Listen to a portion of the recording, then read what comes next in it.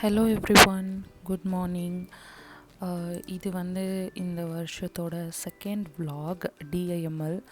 So எனக்கு கொஞ்சம் வந்து உடம்பு சரியில்லை, அதனால வந்து வாய்ஸ் கொஞ்சம் ஸ்லோவாக இருக்கும். ப்ளீஸ் அதை இக்னோர் பண்ணிடுங்க. அன்றைக்கி டே வந்து பார்த்திங்கன்னா இது வந்து தேர்ஸ்டே. ஆக்சுவலாக காலையில் எழுந்திரிச்சிட்டு பால் வச்சு குடித்தாச்சு. அதுக்கப்புறமா வந்து நம்ம பிரேக்ஃபாஸ்ட்டும் லஞ்சும் என்ன செஞ்சோம், எப்படி என்ன செஞ்சோம், எப்படி செஞ்சோம், அதை பற்றி தான் நம்ம பார்க்க போகிறோம். அண்ட் இந்த விலாகில் வந்து நம்ம ஈஸியாக சாம்பார் வந்து டக்குன்னு வைக்கணுன்னா எப்படி பண்ணலாம் அப்படின்றத தான் பார்க்க போகிறோம். அண்ட் இப்போயே வந்து சொல்லணுன்னா நம்ம சேனலை சப்ஸ்கிரைப் பண்ணி வச்சுக்கோங்க, இந்த மாதிரி நிறைய டெய்லி விலாக்ஸ் பார்க்குறதுக்கு. அண்ட் ஆல்சோ வந்து நிறைய product reviews and life style வீடியோஸ்லாம் பார்க்குறதுக்காக நம்ம சேனலை சப்ஸ்கிரைப் பண்ணிக்கோங்க. அண்ட் பக்கத்தில் இருக்க பெல் ஐக்கானும் கிளிக் பண்ணிக்கோங்க. அண்ட் இந்த வீடியோ உங்களுக்கு பிடிச்சிருந்தா ஒரு லைக் கொடுத்துக்கோங்க. ஸோ அன்னைக்கான நாள் பார்த்திங்கன்னா ஆல்மோஸ்ட் ஒரு பொங்கல் முடிஞ்சு ஒரு 4 நாள் கழிச்சுன்னு வச்சுக்கோங்களேன். அந்த டைமில் வந்து தண்ணியே இல்லை, நம்ம வந்து கேன் வாட்டர் தான் வாங்குகிறோம். ஸோ அவங்க வந்து ஊருக்கு போயிட்டாங்க, அதனால் நம்ம வீட்டில் தண்ணியே இல்லை. வெளியில் இருந்து தான் நம்ம 2 10 லிட்டர் கேன் வாங்கி அதை யூஸ் பண்ணிட்டு இருந்தோம். ஸோ இந்த டேக்கு பிஃபோர் வெனஸ்டே வந்து நம்ம சமைக்கவே இல்லை, வெளியில் வாங்கி சாப்பிட்டுட்டோம்.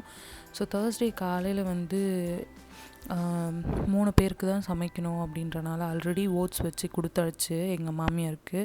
ஸோ நான், என்னோடய ஹஸ்பண்ட், என்னோடய மாமனாருக்கு மட்டும்தான் சமைக்கணும். அதனால் வந்து மேகி செஞ்சுக்கலாம். ரெகுலராக நிறைய முன்னாடிலாம் நம்ம மேகி சாப்பிடுவோம், இப்போல்லாம் அந்த மாதிரி கிடையாது. ஸோ மேகி வந்து நார்மலாக நீங்கள் அதில் இருக்க மசாலாஸ் போட்டு ப்ளெயின் மேகி செய்கிறது பார்த்துருப்பீங்க. பட் எனக்கு வந்து கொஞ்சம் ஆனியனு, அதுக்கப்புறமா தக்காளி இதெல்லாம் போட்டு, கொஞ்சம் கடலைப்பருப்பு இதெல்லாம் போட்டு சேமியா செய்கிற மாதிரி வந்து மேகி செஞ்சால் எனக்கு ரொம்ப பிடிக்கும். ஏன்னா எனக்கு சின்ன வயசுலேருந்து எங்கள் அம்மா எனக்கு அந்த மாதிரி செஞ்சு கொடுத்துருக்காங்க. ஸோ ப்ளெயின் மேகி விட எனக்கு இப்படி செஞ்சால் எனக்கு சாப்பிட கொஞ்சம் பிடிக்கும். அண்டு உங்களுக்கு வந்து மேகி கம்மியாக இருக்குது, கொஞ்சம் வந்து குவான்டிட்டி அதிகமாக வேணும்னா நீங்கள் இந்த டெக்னிக் யூஸ் பண்ணலாம். டேஸ்ட்டும் வந்து ரொம்ப சூப்பராக இருக்கும். இதில் என்ன விஷயம் அப்படின்னு பார்த்தீங்கன்னா, நீங்கள் வந்து ஆனியன் டொமேட்டோ ஆட் பண்ணுறனால உங்களுக்கு மசாலாலே ஆல்ரெடி வந்து சால்ட் இருக்கும். அது தாண்டி நீங்கள் ஒரு பிஞ்ச் ஆஃப் சால்ட் எக்ஸ்ட்ராவாக ஆட் பண்ணுற மாதிரி இருக்கும். அண்ட் நான் இதில் கொஞ்சமாக ரொம்ப கொஞ்சமாக வந்து 1/4 டீஸ்பூனுக்கும் கம்மியாக வந்து கரம் மசாலா ஆட் பண்ணியிருக்கேன். டேஸ்ட்டு நல்லா இருந்தது மசாலா ஆட் பண்ணதுனால. ஸோ நீங்கள் யாராவது இந்த மாதிரி ட்ரை பண்ணாமல் இருந்தீங்கன்னா கண்டிப்பாக ஒரு முறை ட்ரை பண்ணி சாப்பிட்டு பாருங்கள். அண்ட் இந்த மேகி வந்து நீங்கள் நல்ல மழை டைமில், குளிர் டைம்லலாம் சாப்பிட்டிங்கன்னா ரொம்ப சூப்பராக இருக்கும். இந்த பஜ்ஜி, போண்டா அது மாதிரி ஃபீல் வந்து இதுவும் கொடுக்கும். ஸோ யாராவது ட்ரை பண்ணலான்னா ட்ரை பண்ணி சாப்பிட்டு பாருங்கள். நான் வந்து எண்ணெயில் கடுகு, உளுத்தம்பருப்பு கொஞ்சம், கடலைப்பருப்பு கொஞ்சம், அப்புறம் வெங்காயம், தக்காளி ஆட் பண்ணிவிட்டு எப்பயும் வந்து மேகி செய்கிற மாதிரி தான் கருவேப்பிலை கொஞ்சம் நான் ஆட் பண்ணிக்கிட்டேன். எனக்கு கருவேப்பிலை பிடிக்கும், அதனால் ஆட் பண்ணி மசாலாஸ்லாம் சேர்த்து தண்ணி ஊற்றி மேகி செஞ்சு வந்து நம்ம சாப்பிட்டாச்சு. ஸோ அன்றைக்கி நாள் பார்த்திங்கன்னா நான் ஹெல்த் வைஸும் ரொம்ப டவுனாக இருந்தேன். அண்ட் ஆல்சோ மைண்ட் வைஸ் நான் ரொம்ப டவுனாக இருந்தேன். ரீசன்ட் டைம்ஸில் ஒரு 2-3 வீக்ஸாகவே எனக்கு மைண்டு ரொம்ப அப்செட்டாக டவுனாக இருக்குது. பட் ரீசன் என்னன்னு தெரியல.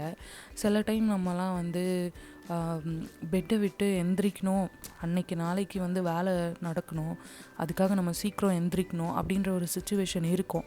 ஆனால் நம்மளால் பெட்டை விட்டு எந்திரிக்கவே முடியாது. ஸோ அந்த மாதிரி ஒரு சிச்சுவேஷன் தான் அன்றைக்கி எனக்கு இருந்தது. பட் ஸ்டில் நம்ம எந்திரிச்சு அந்த நாளை வந்து கொண்டு போய் தான் ஆகணும், வேறு வழி இல்லை. ஸோ அதனால எந்திரிச்சு நம்ம செஞ்சு சாப்பிட்டுட்டு அன்றைக்கோட ரெகுலர் ஒர்க் என்னவோ அதெல்லாம் பண்ண ஆரம்பிச்சிட்டோம். ஸோ நீங்கள் யாராவது வந்து டவுனாக ஃபீல் பண்ணுறீங்க அப்படின்னா இது வந்து இட்ஸ் ஓகே. இது வந்து நார்மல் தான், நம்ம ஏன் இப்படி இருக்கோம் அந்த மாதிரிலாம் யோசிக்க வேணாம். சில டைம் வந்து நான் டவுனாக இருக்கும்போது சில பேர் சாங்ஸ் கேட்பாங்க, அது மாதிரி வந்து நான் சாங்ஸ் கேட்பேன்.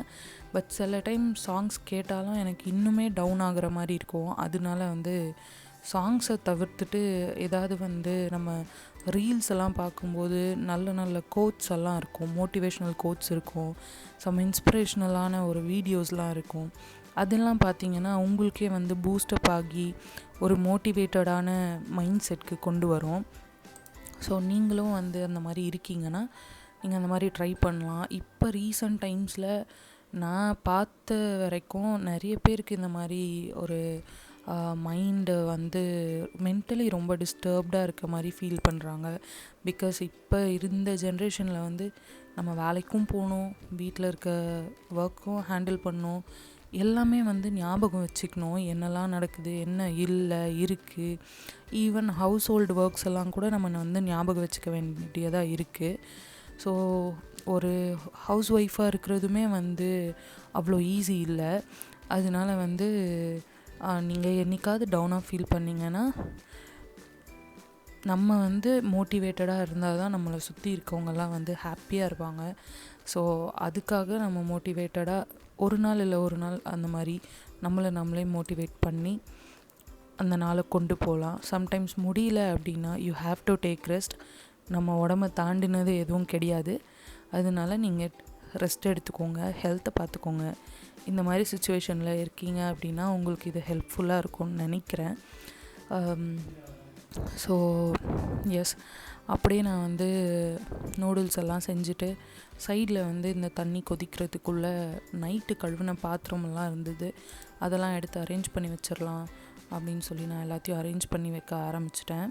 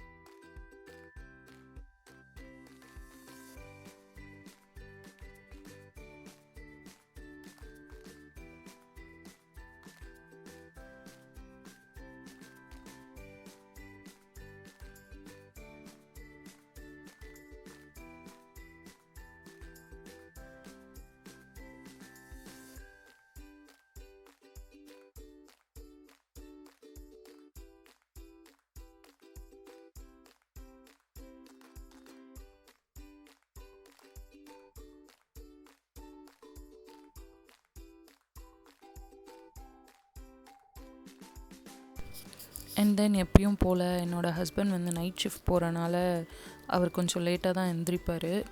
அதனால் அவர் எந்திரிச்சதுக்கப்புறமா வந்து நான் விண்டோஸ்லாம் ஓப்பன் பண்ணி விட்டுருவேன், வெளிச்சம் வராமல் இருக்கிறதுக்காக தான்.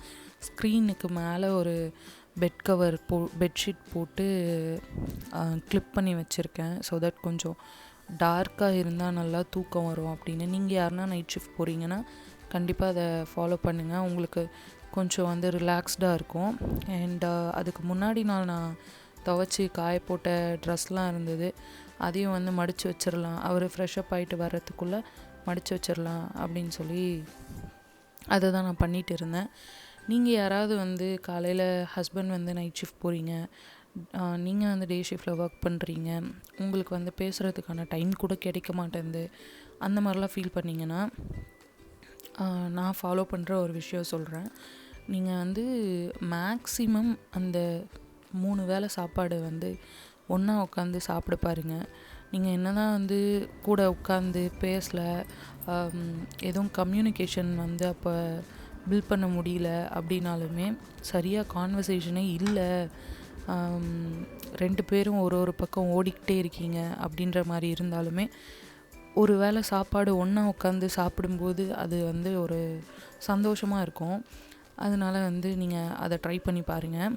நாங்கள் சாப்பிட்டு முடிச்சுட்டு அன்றைக்கி வந்து ரைஸ் வச்சுட்டு சாம்பார், முள்ளங்கி சாம்பார் பண்ணிவிட்டு முட்டை வேக வச்சுட்டேன். என்னால் வேறு எதுவும் பொரியல்லாம் செய்ய முடியல, அதனால் வந்து நான் முட்டை வேக வைக்க ஆரம்பிச்சிட்டேன். ஸோ முள்ளங்கி சாம்பார் பண்ணுறதுக்கு நார்மலாகவே நீங்கள் எந்த சாம்பார் பண்ணுறதா இருந்தாலும் நானும் முன்னாடிலாம் வந்து பருப்பு எடுத்து வச்சுட்டு வேக வச்சு எடுத்து வச்சுட்டு அப்புறம் தனியாக காயெல்லாம் வதக்கி அதுக்கப்புறமா பருப்பை கடைஞ்சி அதில் ஊற்றிட்டு தாளித்து அந்த மாதிரி தான் சாம்பார் செய்வேன்.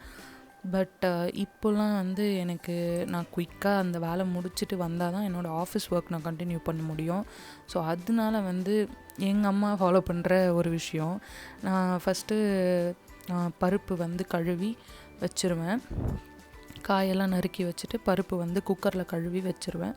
நான் வந்து ஒரு டீ டம்ளரில் ஒரு 1.25 டம்ளர் வந்து பருப்பு எடுத்திருந்தேன், துவரம்பருப்பு எடுத்திருந்தேன். அண்டு ஒரு வெங்காயம், நீங்கள் புளி ஆட் பண்ணலன்னா 2 தக்காளி போட்டுக்கோங்க. புளி ஆட் பண்ணுற மாதிரி இருந்தால் ஒரு தக்காளி போட்டுக்கோங்க போதும். ஸோ நான் ஒரு வெங்காயம் ஒரு தக்காளி தான் எடுத்திருந்தேன், ரொம்ப சின்னது. அண்டு முட்டை ஒரு பக்கம் சைடில் வெந்துட்டு இருந்தது. ஸோ நீங்கள் என்ன பண்ணணுன்னா, ஒரு 1.25 டம்ளருக்கு பருப்பு, நாங்கள் 4 பேருக்காக ஆஃப்டர்நூன் அண்ட் நைட்டு 2த்துக்கும் சேர்த்தே நான் வந்து 1.25 டம்ளர் பருப்பு தான் எடுத்திருந்தேன். ஸோ நீங்கள் பருப்பு எடுத்து கழுவிட்டு அதில் வந்து வெங்காயம், தக்காளி, அதுக்கப்புறம் நீங்கள் என்ன காய்கறிலாம் கட் பண்ணி வச்சுருக்கீங்களோ அது எல்லாமே வந்து குக்கரில் ஆட் பண்ணிடுங்க. ஆட் பண்ணிவிட்டு கொஞ்சமாக ஒரு 1/4 டீஸ்பூன் மஞ்சப்பொடி, அதுக்கப்புறம் உங்களோட குழம்பு மிளகாத்தூள் காரத்துக்கு ஏற்ற மாதிரி நீங்கள் ஆட் பண்ணிக்கலாம். அதை ஆட் பண்ணிவிட்டு கொஞ்சமாக புளி ஆட் பண்ணிக்கலாம். இதில் நான் ஒரு தக்காளி தான் ஆட் பண்ணியிருக்கேன், அதனால் நான் வந்து ரொம்ப சின்னதாக புளி வந்து ஆட் பண்ணுறேன். இப்போ நீங்கள் தனித்தனியாக வந்து செய்ய போகிறீங்க அப்படின்னா நீங்கள் வந்து தாளிச்சிட்டு குழம்பெல்லாம் வந்து கொதித்து வந்ததுக்கப்புறமா லாஸ்ட்டாக வந்து புளியை கரைச்சி புளி தண்ணியை மட்டும் நீங்கள் ஆட் பண்ணிக்கலாம். இதில் நான் அப்படியே கொஞ்சமாக புளி ஆட் பண்ணிட்டேன். ஸோ நீங்கள் இது எல்லாமே போட்டுட்டு ஒரு 4-5 பல் பூண்டு அதையும் நீங்கள் ஆட் பண்ணிவிட்டு சாம்பாரை வந்து விசில் வச்சிடலாம், ப்ரெஷர் குக்கில் வச்சிடலாம். சிம்மில் வச்சு ஒரு 2 விசில் வந்தால் போதும். 2 விசில் வந்ததும் நீங்கள் இறக்கிட்டு எப்பயும் போல் கடுகு இதெல்லாம் போட்டு நீங்கள் தாளிச்சிக்கலாம். ஸோ எஸ், ஸோ நீங்களும் இந்த சாம்பாரை ட்ரை பண்ணி பாருங்கள். உங்களுக்கு இந்த வீடியோ பிடிச்சிருந்தால் லைக் பண்ணிடுங்க அண்ட் டூ சப்ஸ்கிரைப். உங்கள் எல்லோரையும் நான் அடுத்த வீடியோவில் பார்க்குறேன். Until then, bye.